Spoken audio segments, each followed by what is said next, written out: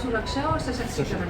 तो पहले भी हम लोगों ने ऐसा प्रयास किया है विभिन्न ज़िलों में कि सेल्फ डिफेंस और बाकी सारी चीज़ें, तो उस पर हम थोड़ा फोकस करेंगे कि हम महिलाओं को, बच्चियों को स्कूल्स में जो है, जब उनके छुट्टियों का टाइम है, मतलब जिस दौरान छुट्टियां हैं, एग्ज़ाम्स ना हो उसमें, और कॉलेज वाली जो बच्चियां हैं उनमें हम इस चीज़ को दिखा सकें।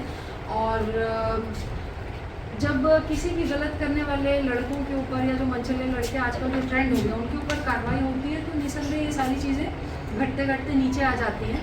और काफ़ी सारे नवीन नवाचार की चीज़ें आपको इसमें देखने मिलेंगी महिला सशक्तिकरण में, महिला सुरक्षा के लिए। तो ज़रूर आने वाले समय में वो चीज़ें आपके सामने आएंगी। और हम एक और बात आपके माध्यम से कहना चाहते हैं कि एक विशेष नंबर हम लोग जारी कर देंगे, थोड़ा मुझे समय दीजिएगा, और उसमें जो भी सूचना होगी तो उसको हम उसमें आप लोगों से सुझाव भी लेंगे। केवल मीडिया बंधु नहीं, आम जनता भी जो है वो उसमें दे सकेंगी। प्लस जो भी ऐसी लोकेशंस हैं जहाँ पे महिला को या बच्चियों को डर लगता है, कई बार ऐसा होता है कि हम, बिकॉज मैं भी यहीं से हूँ तो मैं उस चीज़ को समझती हूँ, कई बार ऐसा होता है कि किसी गार्डन के बाजू से जाने में डर लगता है क्योंकि अंधेरा है। बहुत सिंपल सी चीज़ है। तो कलेक्टर साहब से बात करके और जिला प्रशासन से बात करके, जहाँ पे लाइट की आवश्यकता होगी वहाँ पे लाइट, बहुत छोटी छोटी चीज़ें हैं जिनसे लोगों के मन में, महिलाओं के मन में एक विश्वास जागता है। मान लीजिए स्टेडियम है, स्टेडियम के पास से जाने में डर लगता है, कहीं पे कई बार होता है अंदर में पान ठेला होता है, वहाँ से जाने में डर लगता है। तो ऐसी सारी चीज़ें वो बच्चियाँ भी